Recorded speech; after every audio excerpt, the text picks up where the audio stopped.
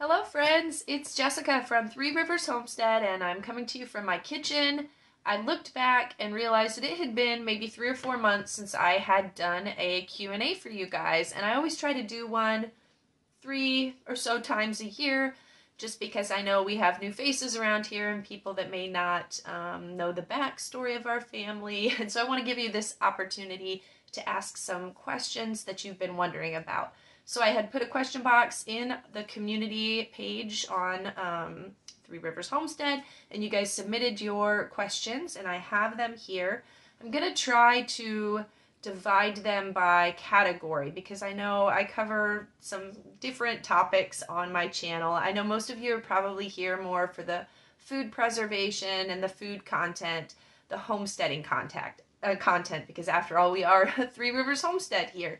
But I also do touch on life as a mother of 8. I like to talk about homeschooling and mothering at times, and other issues like food allergies and things that are near and dear to our family. And so I'm going to divide the questions by those topics, and in the description box there will be timestamps for those topics. So let's say you're just here for the homesteading questions, you can see in the description where those will happen. Or maybe that isn't relevant and you want to hear more about homeschooling or something, and you can skip ahead if you just check the timestamps there. So hopefully that will be helpful. I'm going to start with just a little bit of a backstory. If you're new here, my name is Jessica. I am 42. I'll be 43 in January. I'm married to Adam. He is 47. We live in Northwest Ohio on our little homestead, and this channel is all about documenting our journey. We have 8 children. Our oldest is Gabriel. He is 16, and his brother David is 14. You'll often hear me refer to those two as my big boys. Then I have my girls. We have Grace, who is 12, and Elizabeth, who is 10. They're referred to as the girls. And then we have the 3 little boys that you'll often hear me refer to as the Stooges. They're my 3 Stooges. They are so much fun. They keep us on our toes. But we have Levi, who is 7, John, who is 5, and Benjamin, who is 3. And then last but not least is our little baby girl, Hannah, who will be turning 1 in just a few weeks here. I can't believe that year flew by. I can't believe she's going to be 1. It's just... time is a thief, you guys. So those are our children. And like I said, we homeschool, we homestead here in Northwest Ohio, and this is where I share all about that. So we're going to go ahead and dive into the topics. I'm going to start with homesteading topics, and we're going to try to be as succinct as possible. You guys know I am very verbose. I struggle with getting my point across without getting rambly sometimes. So I'm going to do my very best to get as many of these questions in as quickly as possible without being rambly. Let's go ahead and get started. Okay, our first question comes from This Is the Day, and she asked, I would like to hear about your canning and preserving advice. I struggle with fear. I've done it incorrectly. Does your faith in preserving come over time through trial and error? And I definitely say yes, that is the case. I remember my early years of canning, and I would be hesitant to even use the things that I had canned because I was worried I was going to kill my family. I remember opening jars, and I would make sure I would boil them for a certain amount of time after I opened the jars, just because I was like, well, maybe it would have botulism and I'll kill it by boiling it, and then the contents would be total mush because I boiled it yet again after canning it, and there was no nutrition left in it, and things like that. And it just took years of learning about canning and the science behind it and how botulism works, the statistics on botulism and how prevalent they are, specifically when it comes to home canning. And once I kind of read a little bit more and understood those things, I got much more comfortable, and I guarantee that you will too in time if you do the research and you just get in there and have a little more experience with canning. If you are still fearful, just make sure that any recipes that you're using come from a canning guide that is approved by a master canner that knows the science of canning and how it works, and you're going to be just fine. So, yes, experience with anything always makes things more comfortable and it makes you a little less anxious. Okay, so Renee Myers wanted to know, she said, we are sharing a cow with our son. In the past, I don't think we've ordered sensibly. What is the best way to order so that we use all of the pieces and parts? We don't want to waste anything. And I agree with you, Renee. We actually raise our own beef here, and when I take it to the butcher, we don't butcher it ourselves, we take it away. I don't want anything wasted. We put so much time and energy into raising that beef, and also we value the life of that animal so much that we don't want anything to go to waste. And so here are some of the things that we do to ensure that. One of the most important things is to only get cuts of meat that you're actually going to eat. I think a lot of us get tempted. We see the butcher sheet and we think, oh, look at all of these different items I can get. And so we get them all. And then we get the meat home and it's in the freezer and we're like, but I don't really like ribs and I'm not going to cook the ribs. And so they just sit there and they get wasted. They might get freezer burned because they're there for a really long time. So just order the cuts that you're really going to use, and then anything that you're not going to use, just have it turned into ground beef. The next thing that I would say is to make sure that when they package it up, because you do have options. When you talk to your butcher, they'll give you the option. Do you want your ground beef, in a 1-pound package? Do you want them in 2-pound packages? How big do you want your roasts? How many steaks do you want per package? Things like that. I would say always err on the side of getting less per package, because there were years where we decided, our family's growing and we often go through 2 pounds of meat or more in a meal. So let's just go ahead and get it packaged into 2-pound packages instead of, just doing little 1-pound packages. Well, then I found there might be a meal where I only needed 1 pound, but since I had it all packaged into 2 pounds, it ended up being too much meat and it was wasted.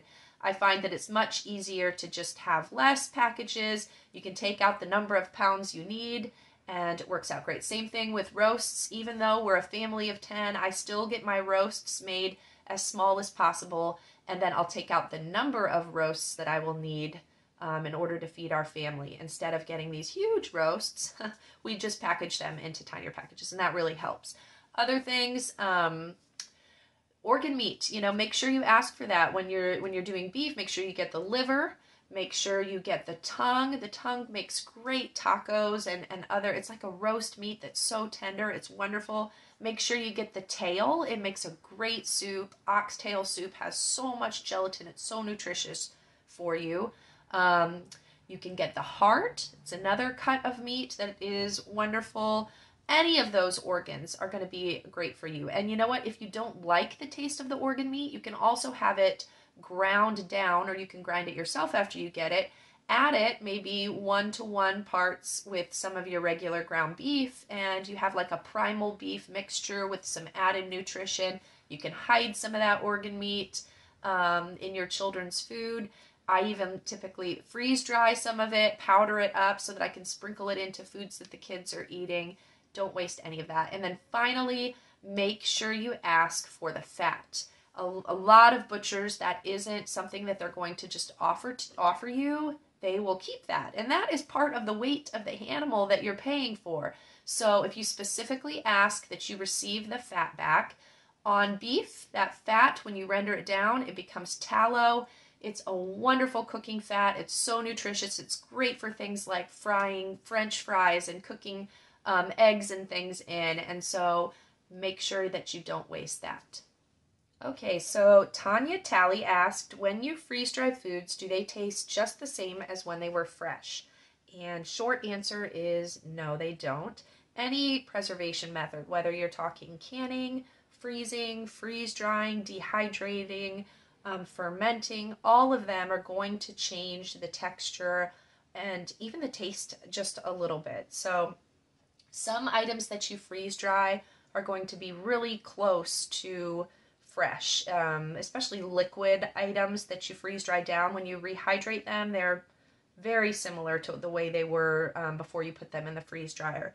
But some foods, the freeze drying process, when it removes all the moisture, they get really crunchy. It's a delightful texture, especially with like fruit. I'm going to talk about an apple slice, for example. You have a fresh apple, you freeze dry it, you get this really crunchy, snack-like, crispy texture. It's just wonderful. But if I took that and I rehydrated that apple slice, it's going to be similar to the texture of an apple slice that I put in the freezer and then thaw out. It's not going to be as firm and crisp. it's definitely going to be a little more mushy. So a lot of fruits, if you're going to rehydrate them, they're really good for baking. They might not be as wonderful just for fresh eating. If I were going to eat freeze-dried fruit just, as a snack, I definitely prefer to eat it just as it is dried and then just make sure I'm drinking some water while I eat it to compensate for that. As far as vegetables go, it's kind of the same thing. They're going to be the texture that they would be if you thawed them after freezing them. So they're wonderful for using in cooked dishes or in soups and things, not necessarily the kind of thing that you're going to rehydrate and just eat fresh. And I find that to be the case for most foods. Okay, Susan wanted to know, she said, I would like to know how much food you purchase from local stores and how often you visit them, because I do talk a lot about what we grow here, and the only store or food purchases that I really talk about are bulk food purchases from Azure Standard. And so I think in my next video that comes out next week, I'm going to do a food haul for you. We're preparing for some holiday baking and cooking, and so I will be going to some local stores, and I'm going to show you the items that I purchase at places like Aldi, Walmart, and Sam's Club, because those are the main places that I shop around here locally. Sugar Spice wanted to know, I've been wondering what happened to your bees after your very nasty experience, and thank you for asking.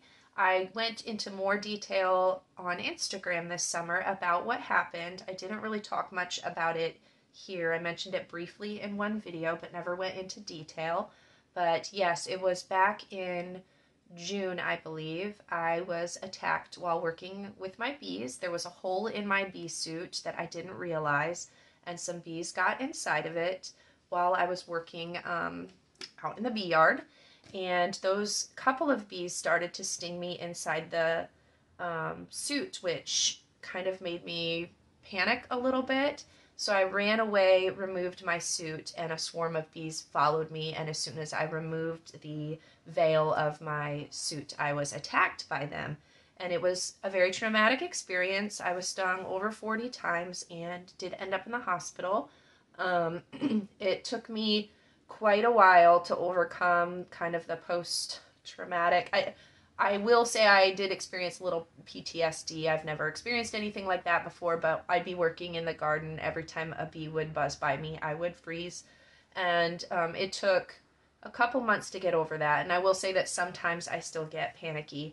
I was able to do a little bit of finishing work with the hives over this winter. I was praying really hard about what to do. I felt like I really needed to give myself some time to see if time would heal that anxiety and fear before I made a decision about whether or not I'm going to keep the bees.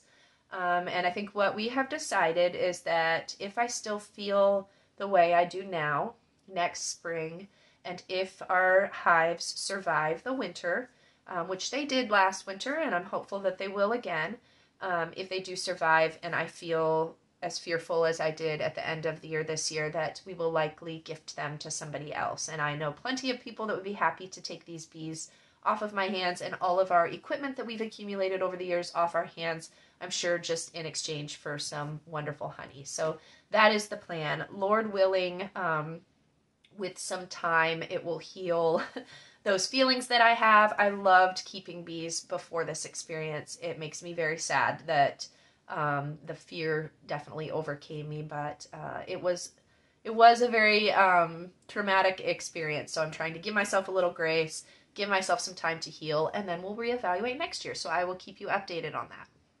Okay, Andrea wants to know, what do we feed our cattle and how long do we give grain / what grains do we use to finish them? So we feed our cattle, obviously, grass during the months where that is available, but we do live here in Northwest Ohio, so there are several months out of the year where grass isn't available for them. So we do feed them hay.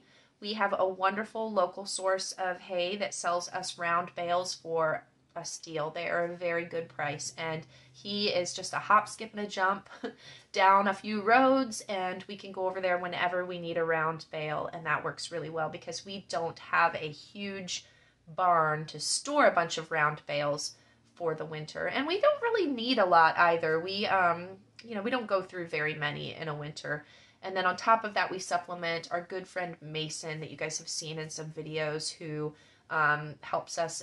He's who we purchase our pork from every year. He also sells us some square bales of hay. Those are just a smaller amount, and sometimes we'll throw those out if we're getting low on round bales until we have a chance to take the trailer out and pick up some more of them.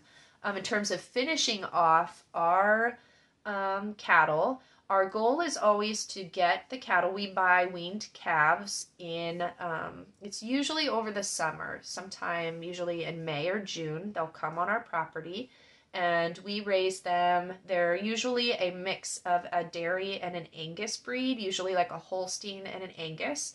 And so we grow them out for about 18 to 20 months with the goal then of only having to overwinter them one time, because that is a huge cost. And then the rest of the time they basically eat free from the grass that we have available. And then just in the last month or so, we do like to grain finish them. We just like the marbling and the fat that that puts on the meat. We find that the taste is better. Just, you know, for everybody's different, and just our preference is that way.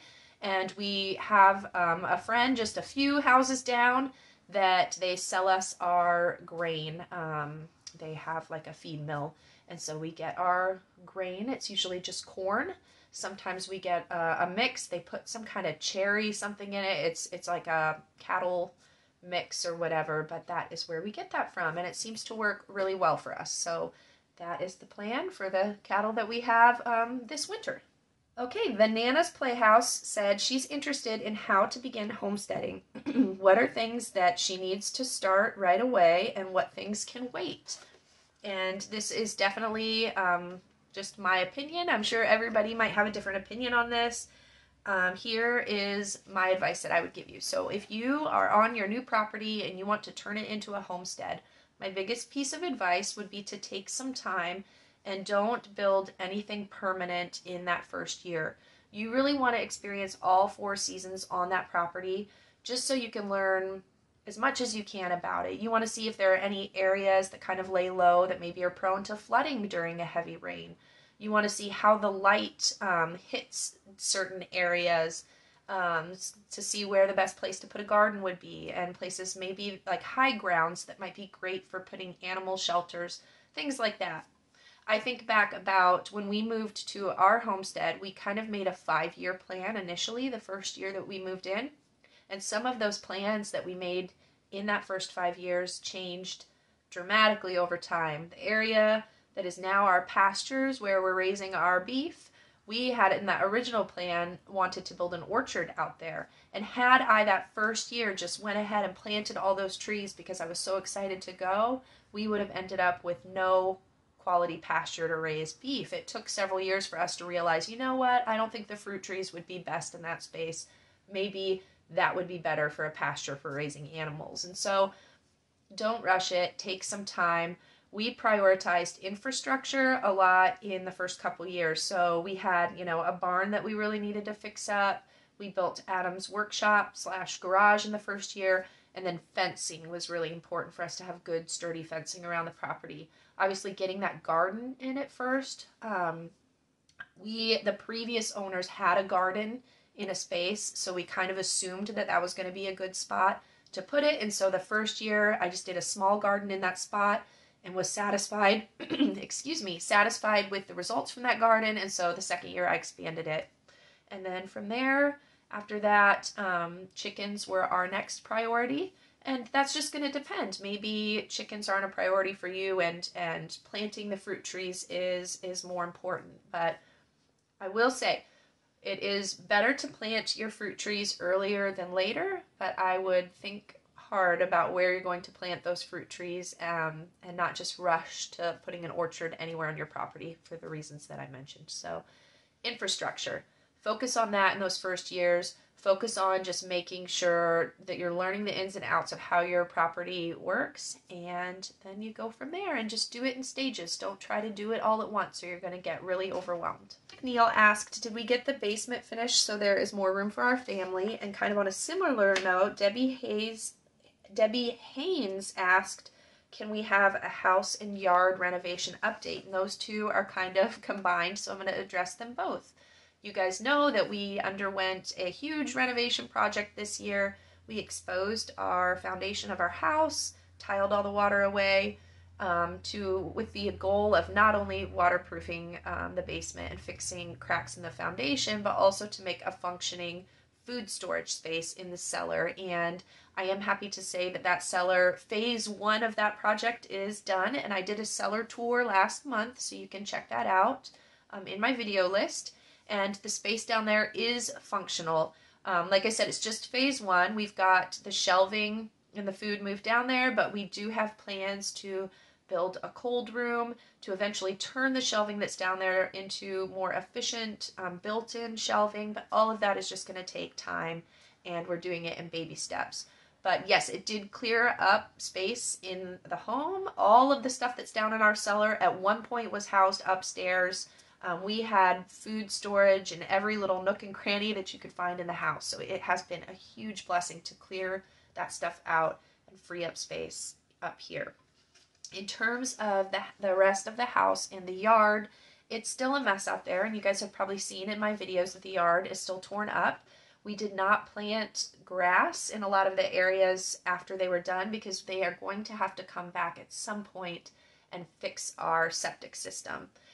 Through the process of exposing the cellar, our old septic tank, it was discovered that it was leaking. We had known that it was no longer up to code and that it would have to be replaced eventually, but we were hopeful that maybe we had a few more years to save up before that would be an issue. But the excavators discovered that it had been leaking, so it had to be addressed right away. They put a temporary tank in until we spoke with the county to make plans for what we had to do, because if any of you that have a septic system and have had to replace it, it's a whole process. The county will send out, health inspectors, EPA people, all of that to determine based on the number of people living in your house what size of a mound system or a pump or all that kind of stuff that you have to do. And so they gave us several options earlier in the year. We had settled on an option with them, and then when the county had done their budget meetings, they told us that it was no longer an option about a month ago. So long story short, it's still up in the air. So our yard, once they finalize what we have to do, it's going to all be dug up again, probably next spring. But the wonderful thing is I can fix my landscaping next spring, and that is going to be the huge fun project for me. When they did the excavation, they said we had to let it settle for a year before we did any kind of permanent work around the house, because their fear was that we'd invest all this time and energy into putting landscaping in and they might have to go back and fix something if suddenly we were having moisture issues in the cellar again. So next spring, stay tuned. We'll do a huge landscaping project. I'm so excited. I have plans to do edible landscaping, lots of blueberry bushes and things all around the house. It's going to be beautiful. And I can't wait to share that with you. All right, Anna wanted to know, she said, in one of your videos, you mentioned that in the mornings you gather with your older kids at the table and discuss issues or changes that need to be made. What does that look like? Is this a time when you're dealing with heart issues? And how do you go about correcting disobedience through the heart? So I think it was in my most recent day in the life video where I talked about this time. It's right before I begin school time with the older children. We typically all get a hot beverage. We sit at the table, and it's just a time to check in. If there's like a lesson or something that I want to do with all of the children, that's the time that I do it. And sometimes, as Anna mentioned, we will discuss issues or changes that need to be made. Now, typically during this time, I'm only discussing changes that need to be made for the whole household. If I have a specific child that I'm dealing with a heart issue with, it would be inappropriate for me to address that in front of the rest of the children. That would be a private matter that I would pull that child apart later on, and we would talk about that maybe after Adam got home from work so we could all talk together or something. So correcting disobedience for a specific child would not happen at that morning gathering time. That time might be more if we have whole household issues, like if I'm noticing just chores in general aren't being done to Adam's or my standard, or maybe bedrooms are looking a little messy and need to be addressed. We might just discuss issues like that as a whole family during that time. The last part of that How do you go about correcting disobedience through the heart? It's just, I can't change my children's heart. That's up to them. So all I can do is just try to encourage them and to explain why we're supposed to do the things that we're doing. Sometimes scriptural evidence, things like that to back up what I'm saying, hoping that the Lord can help convict him through their words. But ultimately, that is up to them. I'm not going to change their hearts. My job as the mom is to explain why we're doing the things we're doing, what I expect of the children, and then it's on them to do those things and to be motivated to do those things. If disobedience continues to be an issue, then obviously discipline needs to happen. There are different ways to discipline a child depending on their age. I find with my older children, the most effective form of discipline is just a loss of privileges. So, if they're not going to do the things that I ask and help out around the house, then maybe they lose the privilege of being able to go and hang out with friends, or they lose the privilege of, getting to use an electronic device or something that they look forward to doing in their free time. So, that's typically how I find it's most effective to, on a non-heart way, motivate children to be obedient to what we need them to do. Obviously, changing their heart is going to be the most effective way to get them to do the things that they want to do, and that's just praying to God, trying to model the behavior that I want them to participate in, and to just explain it to the best that I can. Okay, Mary Evelyn Lee she said she would love to hear about Adam's involvement in our homeschool curriculum choices. So I don't really talk a lot about Adam when it comes to homeschooling, and that's because he isn't necessarily involved much. He's at work during the week when I do the homeschooling. I am the one teaching, so in terms of our curriculum choices, he defers to me because I want to pick curriculum that matches my teaching strengths or things that will naturally make sense to me as a teacher. It would make little sense for him to pick that out for something that makes sense to him and then say, here, you teach this now. So he definitely defers to me, which I completely appreciate. But I also do seek his guidance and help and wisdom at times if I'm struggling to decide, paths, particularly as the children get older and we're looking at high school classes, and there are a lot more options on, what path of math should we take, which path of science should we take, things like that. We will definitely talk with Adam. The teenage child will sit with me and talk with Adam, and he can help us kind of lay out the course loads that they're going to plan on taking for high school. Okay, I don't have a name for this one. It's just a bunch of letters and numbers. So it starts with a T, but he or she wanted to know, what things do you do with the kiddos to keep things fun since they are homeschooled? She said, like field trips or fun activities. And so we do several things throughout the month on a consistent basis that keep things fun for the children. Outside of the home, getting out of the house, because that is important. I do have several children that have much higher social needs than I do, and so I really do have to prioritize meeting with other children. So we are involved in one homeschool group that we get together at least once a month, and we do things like field trips. We actually just met with them yesterday, and we had a board game day where the older kids had a chess tournament and all the younger kids played board games. The weather was nice, so some of the kids went outside and played together, and it's just a way to kind of get their social needs met. That same group, we've done community service projects together. We go on field trips to museums. We do craft projects, all sorts of fun things like that. Besides that smaller group that we're in, there are several county-wide activities that the children can participate in and that we do participate in. Last Friday, there was an open gym in our area for all homeschooled kids. It was at a local church, and it's open to anyone to come, and there were maybe 20 different families there with their children that the kids just play. They organize games. Sometimes they'll play a volleyball game or some basketball games.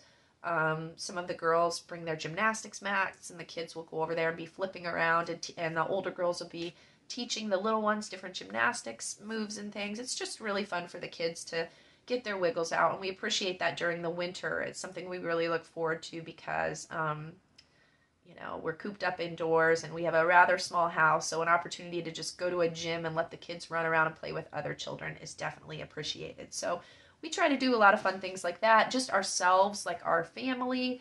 We will go on field trips, try to do that maybe once a month, go somewhere fun. We did the zoo recently.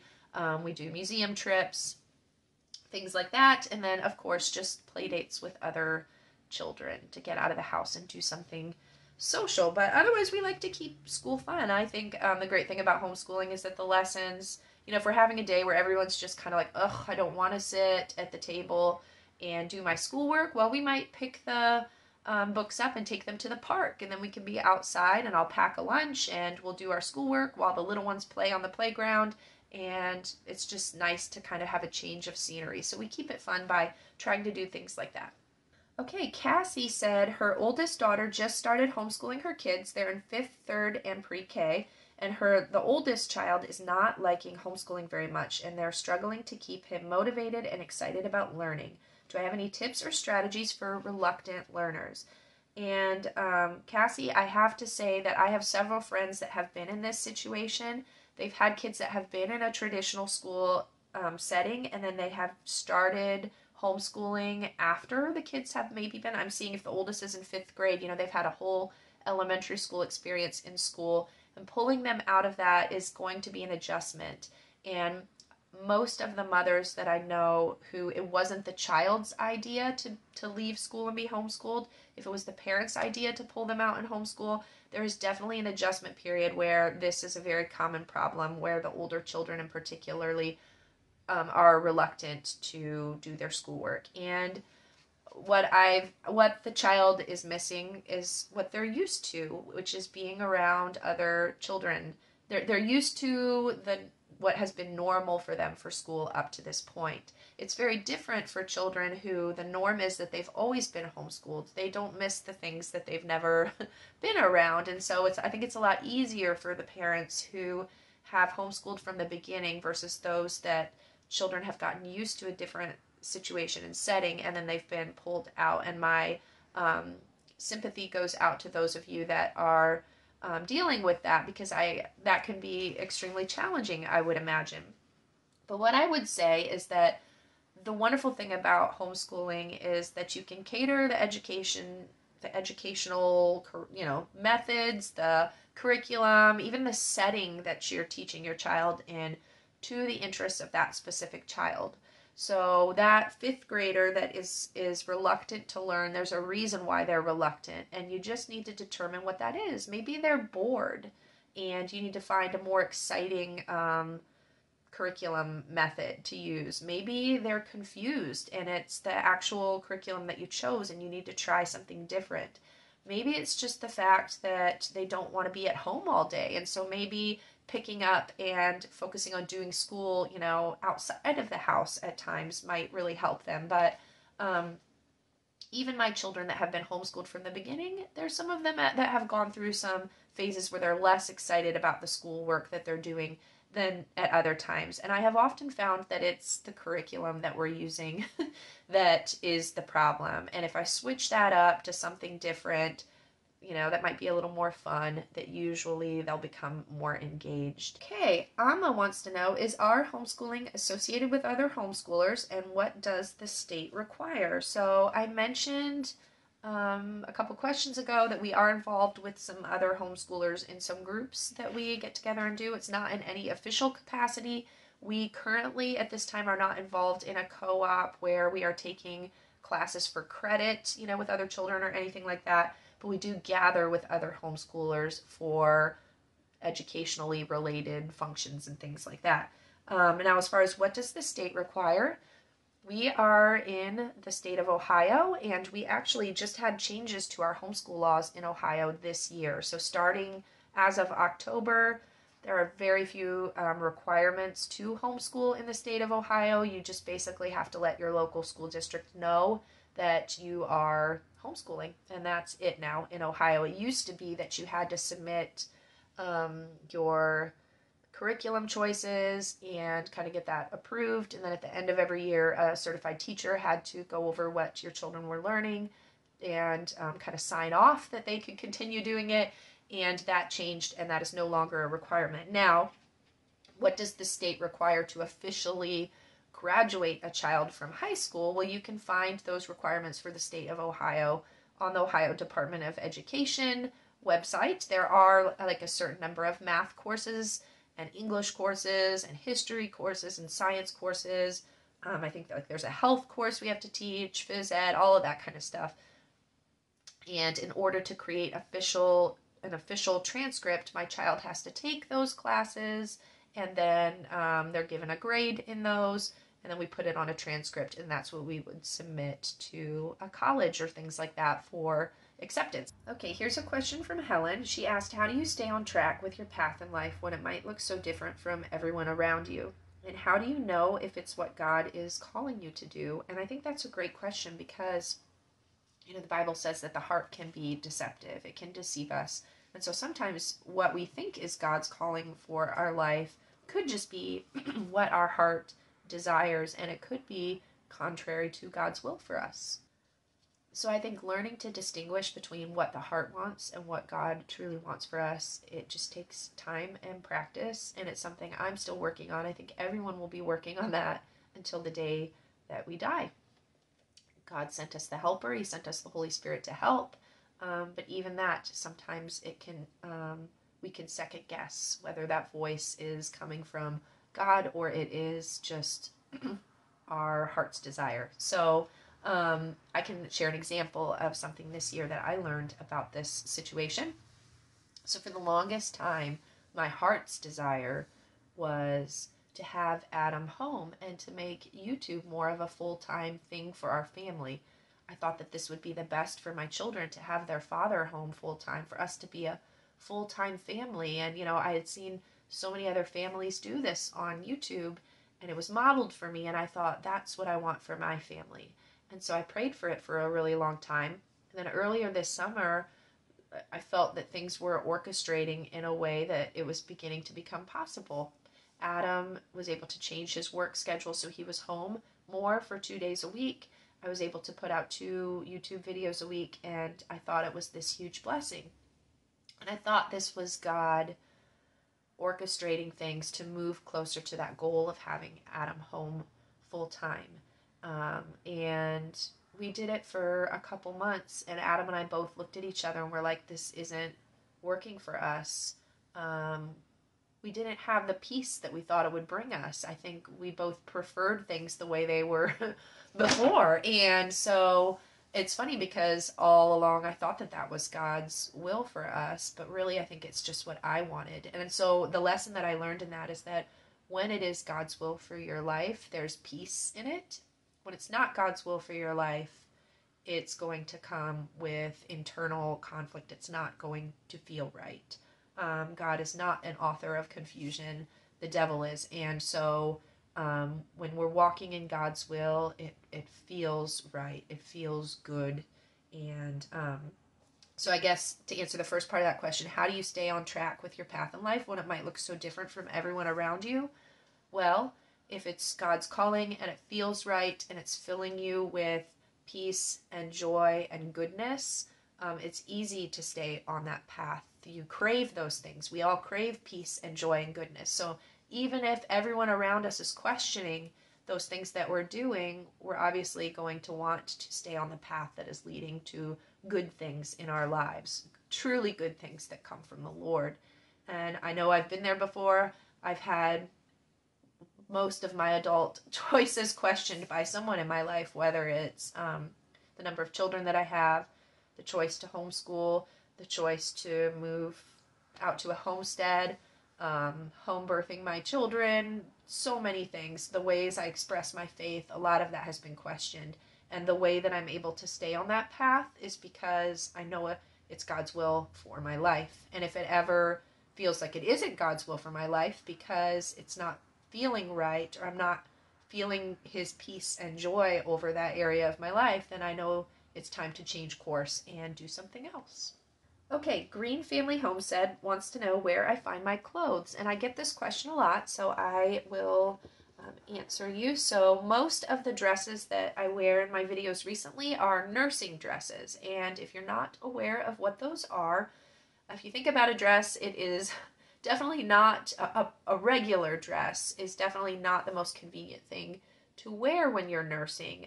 If it doesn't have buttons here, you would literally have to lift the dress up from the bottom to be able to nurse a baby. If it does have buttons down here, you would unbutton it and you would be very exposed while you're nursing your baby.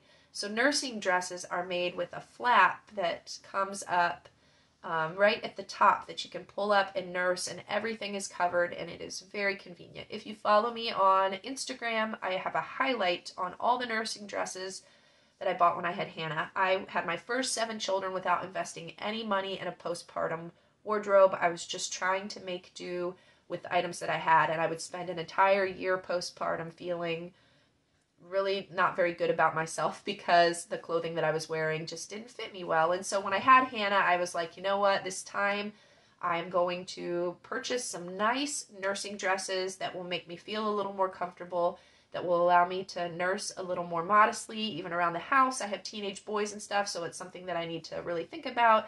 And so I was very happy to get these nursing dresses. The one that I'm wearing today is the style that you have probably seen in most of my recent videos. These are by Super Cute Dresses by Ringer.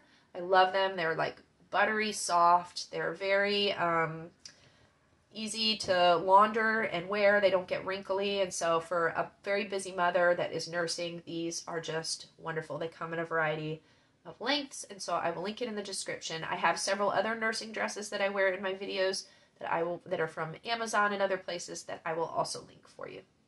Okay, Misty Huber wants to know, what is my biggest help in getting it all done? And I want to say, Misty, that I do not get it all done. Nobody can do it all. Now, I have done several videos on some tips for how I try to get things done as a busy mother, and I will put those videos in the description box. They'll be linked there for you. But my biggest piece of advice, if you want to attempt to try to get it all done, is that you have to have systems in place. You can't just fly by the seat of your pants.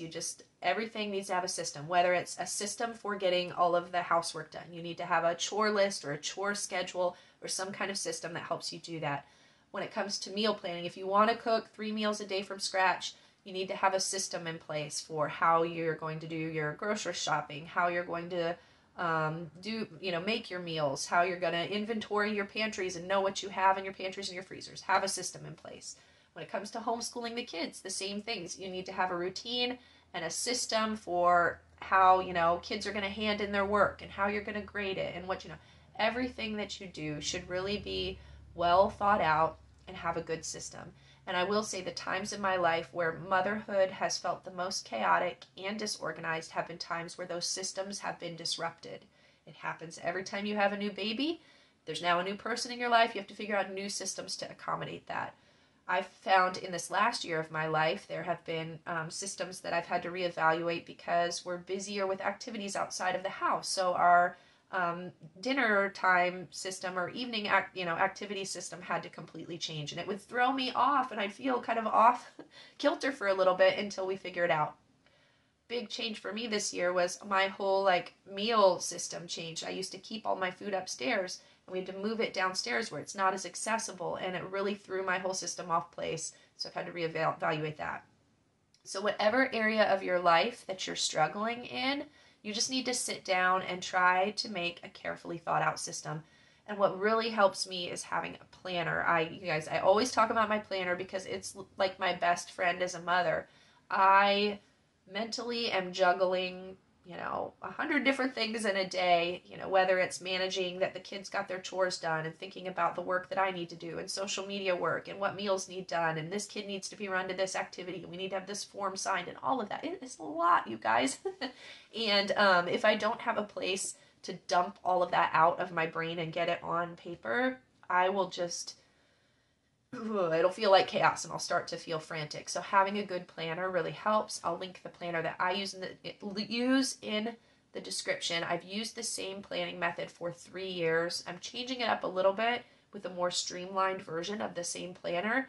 And if that's something you're interested in, I'll put a video out on that this year too to show you how I have kind of changed the system, because systems have to change as life changes, and we're at a point where what was working for me 3 years ago needs to be updated a little bit to reflect what we're doing now. Okay, I cannot pronounce this name, but how do you manage the laundry? People always want to know that. And you know what? Laundry for a family of 10 is out of control. But my rule is that I have to do at least 2 loads a day. If I do 2 loads of laundry a day, every day of the week, I do not get backed up.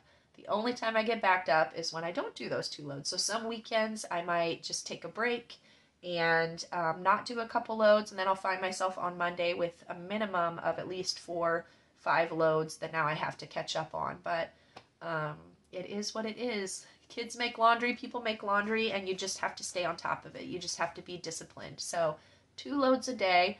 We keep laundry baskets in each of the children's room, in the boys' room and in the girls' room. We keep a laundry basket in our bathroom for when people take showers and take off their clothes. There's a hamper up there.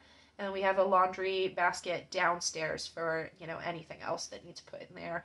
And so if my laundry room is all cleaned out and I have an empty washer, I'll just yell up at one of the children and say, hey, girls, bring me down your hamper, and we'll get the laundry done that way. And I typically do all of the laundry. I wash it, I fold it up, I put it on our dining room table, which is right by the stairs, and then children are trained that when they see a pile that needs to go upstairs to their room, they just grab it and they take it up and they put it away for me. Okay, lots of questions about food allergies, so I'll try to get to these. How do we keep Gabe safe out in the world? What about college, work, and living on his own? Gabriel has anaphylactic allergies to dairy and peanuts. They are airborne allergies. They are very severe. And we have worked very hard to keep him safe all throughout his childhood. It was much harder to keep him safe when he was younger, and he wasn't as good about not touching his eyes, nose, and mouth when he's out in public, because that is the fear. If he's out in a public place where, let's say, someone just ate an ice cream cone or a peanut butter sandwich and they had some of that protein on their hand, and they touched a surface that then Gabriel touched, and then he put that in his eyes or his nose or his mouth when he was little, he could react, and that happened. Or if there was a child that was eating, like a cousin that was eating a peanut butter sandwich, and they came up and they kissed him on the cheek, and then he reacted, things like that. But the older he's gotten, now he can take control of himself, and he knows, he's just trained himself to not touch his face when he's out in public, to always wash his hands whenever he touches surfaces. He's actually trained, he just really doesn't touch a lot of surfaces when he's out in public. He's trained, not let people kiss him or get too close to him when he's eating food, and that's just the way that works. And so it's easy now. He can manage that himself. He carries an EpiPen. He doesn't put himself in dangerous positions, like he wouldn't go sit at a pizza restaurant where everybody's touching cheesy pizza and hang out with people. That just wouldn't be a safe environment for him. He doesn't go to places like a bowling alley where everybody's eating, cheesy pizza and touching bowling balls. He's just learned that there are certain things that he can't do with those food allergies, and that's what he has to do to protect himself. And so I don't worry about him with college and work and living situations. He's trained well. There are so many, college isn't what it used to be. There are online options, work situations. There are so many remote options. He's picked a field where remote work is possible with working on computers. So I think he's going to do just fine, and I'm very excited. He started his first part-time job, and no problems. So he's going to be just fine, and Lord willing, it's all going to work out, and all of the work we did to protect him will have paid off. That goes along with Liz's question. She said, so many children grow out of food allergies, even bad ones. Have you from time to time tested your son? Do your other children have any food allergies? And if they only eat your son's diet, how would we even know if they have food allergies? And that's a great question. We get this a lot. So yes, people do outgrow food allergies. Gabriel actually had a list of multiple food allergies when he was little. He was at one point allergic to soy, eggs, tomatoes, pineapple, dairy, and peanuts. And over time, he outgrew all of those except for the dairy and the peanuts. Statistically, if he hasn't outgrown those by the time he's school age, it's very unlikely to outgrow them, but it isn't impossible. And so, Lord willing, any miracles can happen, and we still pray for miracles. Do we continue to test him? If he went a significant amount of time without having a reaction, yes, we would test him again. If he has a reaction, then the testing isn't worth it because he knows he's still allergic. And I think his most recent reaction was this past summer. He was accidentally exposed to dairy at a family function in July, and so he obviously knows he's still allergic to dairy. So no need to test that. He has real life experience to know that he's still allergic. So how do our other children, how do we know if they're not also allergic to dairy and peanuts? Well, they are exposed to those things. Our children have lives outside of our home. Our younger children eat at restaurants with grandparents and cousins and aunts and uncles and friends and things. They have been exposed to dairy and peanuts through multiple times, and none of them have ever had reactions. So that's how we know that they are not allergic as well. Anne wanted to know, do we opt to use our own homemade recipes, or do we take our children to doctors when they are sick? Well, Anne, we do both. I think it's wise for anyone to try to pursue homemade healing or homegrown healing and remedies, and not just jump to the doctor every time you're sick. So we will try to let an illness run its course here in our house. We'll do some immune boosting things, good nutrition, things like that. But if it's getting worse and not getting better, obviously we will go to the doctor. I have some children that if they get a fever, I will just let it go. So long as they're acting okay and they're not miserable, I won't even give them medicine and let them go. I have two children though that have had febrile seizures before. When they get a fever that gets too high, it can spike suddenly, and they've had seizures when they were very young. And so with those children, we opt to give them fever-reducing medicines as soon as they show the first signs of a fever, because when we weigh the benefits of waiting it out versus giving them the medicine, we would rather give them the medicine than have them experience multiple seizures through the night because of a fever. And so every child is different, every situation is different. We would never withhold medical treatment for our children if it's what's in their best interest. I can think of a handful of times that children have been sick with a virus with a really high fever. I remember one time a child was complaining of abdominal pain while they had this high fever, so of course we rushed them. We were not going to mess around with that in case there was something like a ruptured appendix or something like that. Of course we're going to go to the doctor, but home healing is always, the best course at first, and then if that doesn't cut it, of course we're going to seek Western medicine to help out. Okay, Melissa wants to know, how much time does YouTube take out of your daily or weekly schedule? YouTube does not take that much time, really. It just depends on the video that I'm making. Filming it really isn't that hard. A sit-down video like this, not that hard at all. I try to do all my filming like this when Adam is available to help me. So he's taking care of the children right now. He has them out at a park.